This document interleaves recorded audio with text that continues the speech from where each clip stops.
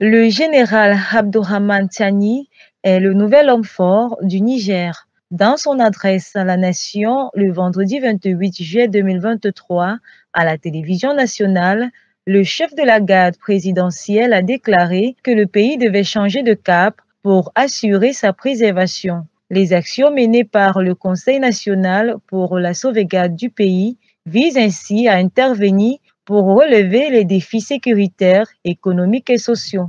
Outre ces engagements, la nouvelle gouvernance intérimaire est disposée à respecter tous les engagements internationaux auxquels la République du Niger a souscrit, y compris en matière de droits de l'homme.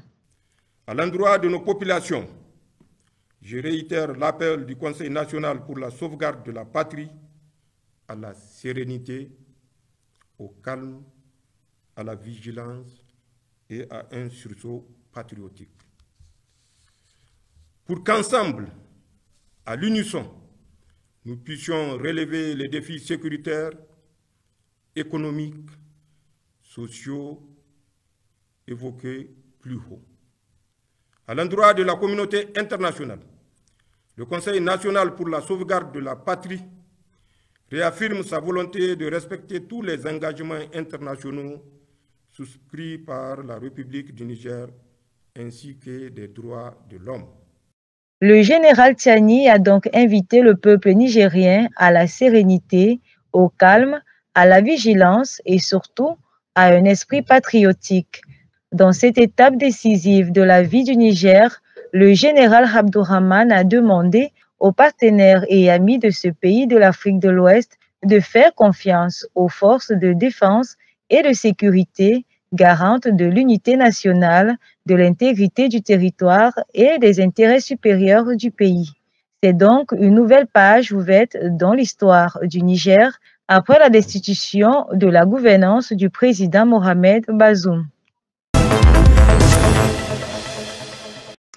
Tels des marionnettes, les pays d'Afrique de l'Ouest se sont réunis ce dimanche 30 juillet à Abuja, au Nigeria, en sommet spécial pour évaluer la situation au Niger après le coup d'État militaire, avec de probables sanctions à la clé.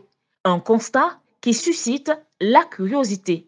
Le Tchad, voisin oriental du Niger et non membre des deux organisations régionales, a donc été invité au sommet de la CEDEAO, selon un communiqué du bureau du président tchadien publié en date du samedi 29 juillet 2023.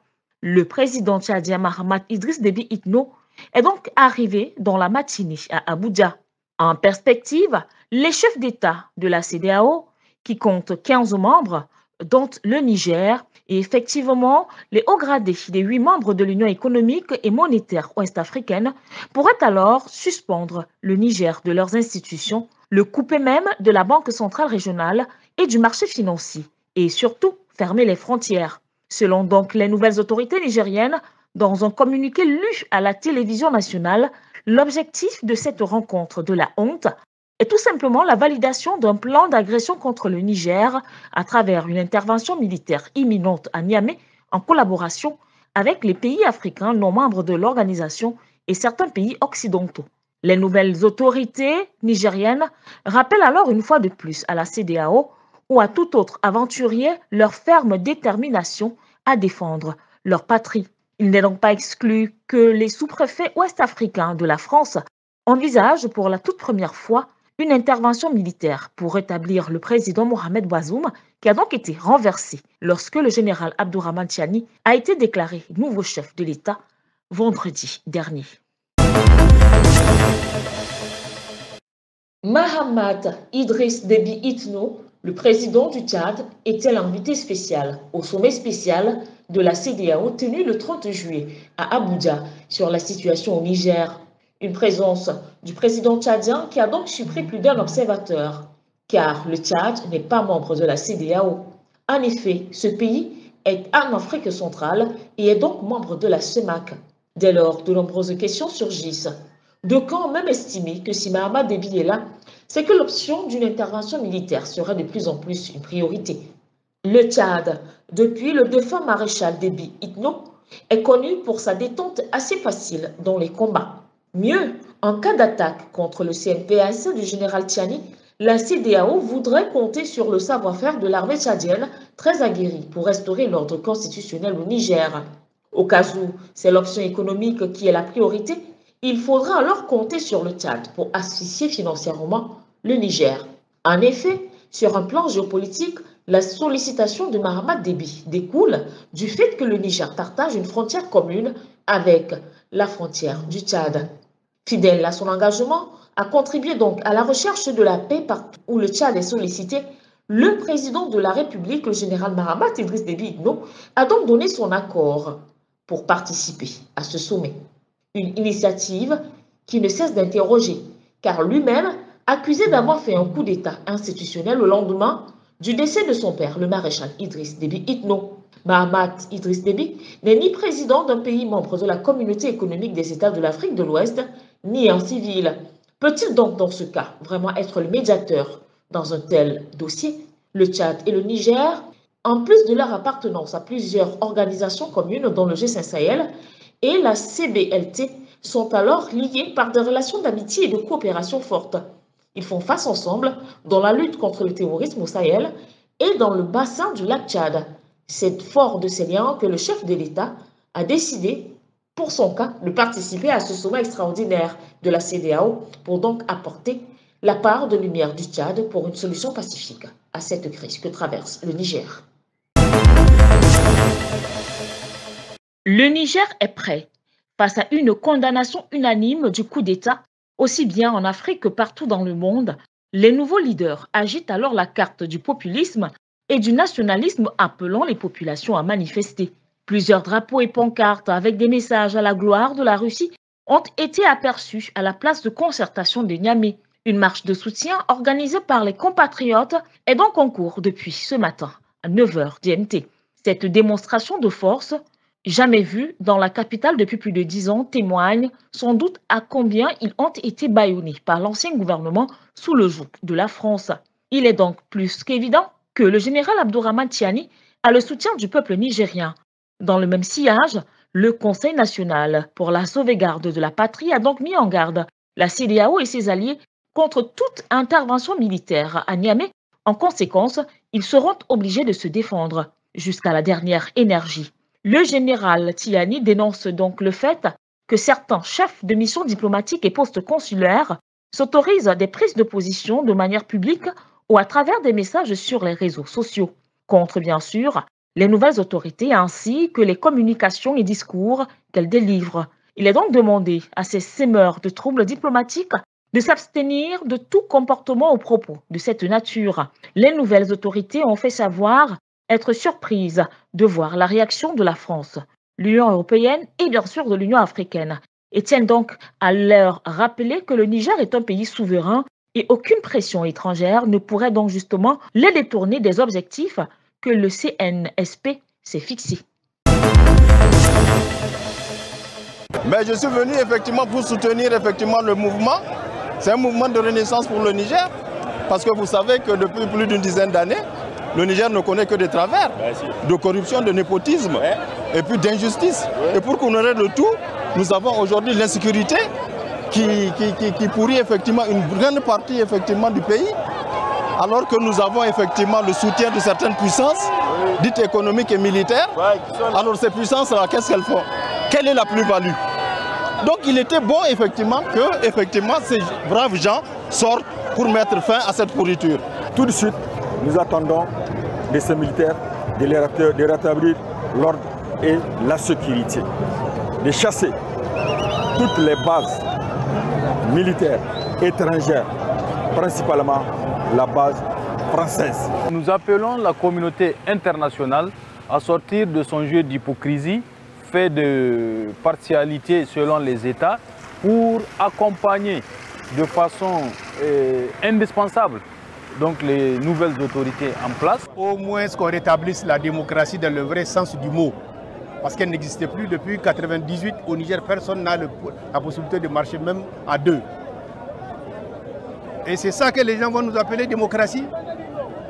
Des élections truquées, les candidats qui ne répondaient pas aux conditions des dispositions, des lois et règlements de la République. Et c'est ça qu'on proclame chef d'État. et on fait ce qu'on veut de nous? Non. On n'a pas d'état d'âme par rapport à la durée de leur transition ou quoi que ce soit. Il n'est jamais trop tard pour rectifier. L'essentiel, c'est que le Niger soit refondé. L'essentiel, c'est que le Niger soit rétabli dans sa souveraineté pleine et entière. L'essentiel, c'est que nous soyons des hommes libres. L'essentiel, c'est que les institutions surrégionales chapeautées par certaines puissances ne nous intéressent pas. Il faut que ça soit clair. Les Maliens ont pris leur destin en main, les Burkinabés l'ont fait, les Nigériens viennent de le faire. Tel un véritable lion, l'homme du 6 novembre 1982 a fait preuve de sagesse lors de son allocution le 28 juillet 2023 à Saint-Pétersbourg. C'était à l'occasion du sommet Russie-Afrique. Conscient du fait que plusieurs personnes aujourd'hui dénoncent l'intérêt qu'a la Russie sur l'Afrique, il a pris sur lui de donner un petit cours d'histoire. C'est donc dans une sérénité qu'on lui connaît qu'il a pratiquement fait le résumé de la collaboration et surtout coopération entre la Russie et le continent africain, qui date alors depuis les années 60. L'Assemblée, le forum d'aujourd'hui est la continuation de cette coopération qui a été bénéfique pour l'Afrique. Paul Biya a donc saisi l'occasion pour appeler à trouver des solutions et surtout des voies et moyens pour que les deux parties soient plus que jamais consolidées. Aujourd'hui, le monde est confronté à beaucoup de problèmes. La sécheresse, la crise, sans parler du Covid que nous avons rencontré, qui a fait des ravages. Et aujourd'hui, nous avons d'autres problèmes, l'inflation galopante. Et devant ces multiples problèmes, nous faisons appel à la collaboration que nous a toujours apportée la Fédération de Russie. Nous espérons que nos délibérations nous aideront à trouver des solutions à nos problèmes. Le chef de l'État, un patriarche, ne parle pas trop. C'est connu de tous. Il dit l'essentiel et oriente. La liste exhaustive des préoccupations africaines a donc été contractée pour ne présenter que les problèmes les plus urgents. L'Afrique, qui compte plus d'1 milliard d'habitants, est sous-représentée dans des organisations internationales. Je parlerai notamment de l'ONU. Nous comptons sur l'appui de la Russie pour corriger cette défectuosité. Nous voulons également dire que les problèmes de développement dans nos pays sont énormes, aggravés par les crises. Nous souhaitons que la Fédération de Russie, comme par le passé, continue à nous soutenir pour trouver des investissements, des fonds pour investir. Nous souhaitons que, par exemple, on demande au FMI de refaire une émission de DTS pour accroître les financements des économies du tiers-monde et de l'Afrique en particulier. Celui que plusieurs panafricains assimilent à Thomas Sankara n'a donc pas eu froid aux yeux pour dire ses vérités à ses pairs malgré son jeune âge. Lui d'ailleurs qui s'identifie dans ses propos à la jeunesse africaine défavorisée et assoiffée d'un meilleur lendemain pour elle et pour leur continent. Crise sécuritaire, situation des déplacés, rupture avec la France, le capitaine Ibrahim Traoré est donc revenu de manière brève sur les difficultés qu'affronte le pays des hommes intègres. Jamais, sans son treillis, ce combattant pacifiste de 35 ans, en débit de mitraillette, a donc frappé du poing sur la table le 28 juillet à Saint-Pétersbourg. Les questions que mes générations se posent sont les suivantes, si je peux me résumer. C'est de ne pas comprendre comment l'Afrique, avec tant de richesses sur notre sol, avec une nature généreuse, de l'eau, du soleil en abondance, l'Afrique est aujourd'hui le continent le plus pauvre. L'Afrique est un continent affamé. Et comment se fait-il que les chefs d'État traversent donc le monde à mendier? En présence des délégations africaines et russes, il n'est pas passé par 4 chemins pour fustiger les chefs d'État africains. Selon le Warrior, il faut que les chefs d'État africains arrêtent de se comporter en marionnettes qui dansent lorsque les impérialistes tirent sur les ficelles. Sur la question du blé, le président burkinabé Ibrahim Traoré a pris le contre-pied de Macky Sall au sommet Russie-Afrique. Quelques mois plus tôt, l'on se souvient que le président sénégalais plaidait pour l'importation du blé au lieu de soutenir la souveraineté de l'autosuffisance alimentaire. En réponse donc, le président Poutine a annoncé l'envoi de céréales en Afrique et M. Traoré en a donc profité pour passer un message à ses compères.